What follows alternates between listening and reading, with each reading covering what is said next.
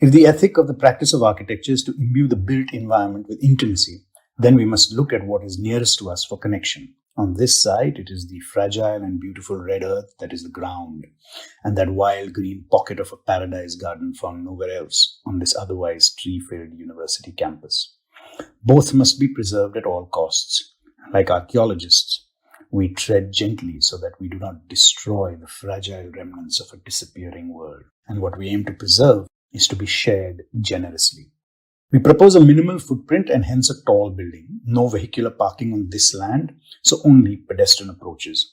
There is enough evidence that the furthest car will be only 200 meters, a 3-minute walk away.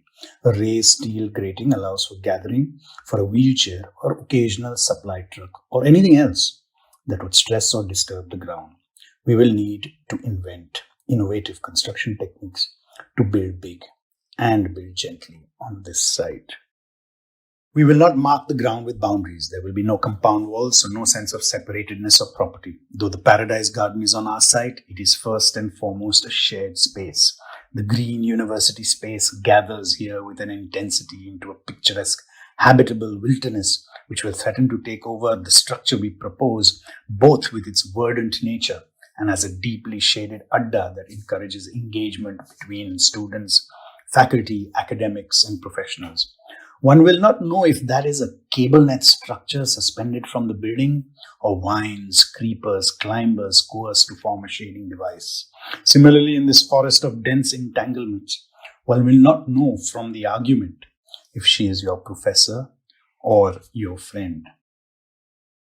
We are not designing a place, but the infrastructure for placemaking. An existing regimental row of trees, some 5 stories high, run along the west of the Department of Architecture and set up the orientation of the Center of Excellence building. This row of trees is extended to the site and the mouth of the long, thin building proposed, which is placed on the only treeless sliver of the land. The marching tree grid merges with the 8-meter building grid, with column and trunk dimensionally similar. To maximize the FSI from this treeless sliver requires a minimum of 15 stories after adjusting for regulatory setbacks. We propose a 16-story, 3-material frame structure. The first 7 stories of the frame are mild steel. The next 4 stories use a composite steel and timber fleeched section, while the final 5 floors of the convention center and auditorium are imagined to be constructed with recycled laminated timber sections articulated in a large span format. In essence, the structure is to become lighter as it rises, with the largest spans at the top. Floors are to be constructed with metal deck sheets, light, quick to construct, and industrial. The menu for infill materials, like the structure, also change at different levels. The first 7 levels use raw, rugged materials such as terracotta, steel, timber, bamboo, canvas, and vegetation. These work with the program, which here are more informal, student rooms, cafeteria spaces, and the like, that energize the wild green university space with a rich mix of work, living, and socializing. The next 4 floors use a similar material palette but detail for refinement rather than rawness. Programmatically, these are more institutional, acoustically absorptive, creating a padded kind of silence. This is where you would find the library, publications, and archive areas. The final 5 floors are finished in smooth, shiny artificial materials such as aluminium and glass, inhabited by functions that are the most specific, controlled and curated, such as the convention center and its auditorium, conference rooms, exhibition spaces, etc. These are inert, fixed spaces that will need little adaptation over time. They fix the top of the building and their shiny materials reflect the sky. The long plan is serviced by 2 cores, one to the east and the other the west. The cores are minimally walled, simply expressing a denser bundling of framing elements stabilizing the ends of the plan. Lifts have glazed cabs, there are no ducts. Descending pipes only add to the density of vertical lines making this space. The given program has been reorganized to interlock both in plan and in section. In this reorganization, we explore both programmatic affinity as well as the potential to share space and facility across programs. Programs are distributed vertically, where a localized stair determines their extent and not just a banal floor plate. In spite of the tight linear plan, the two cores with these localized stairs allow for an increased permutation and a complex network of possible movement. The manner in which the building is both made, largely dry construction with a nut-bolt logic, and programmed fluidly across floors allows for adjustment, reconfiguration, growth, and change.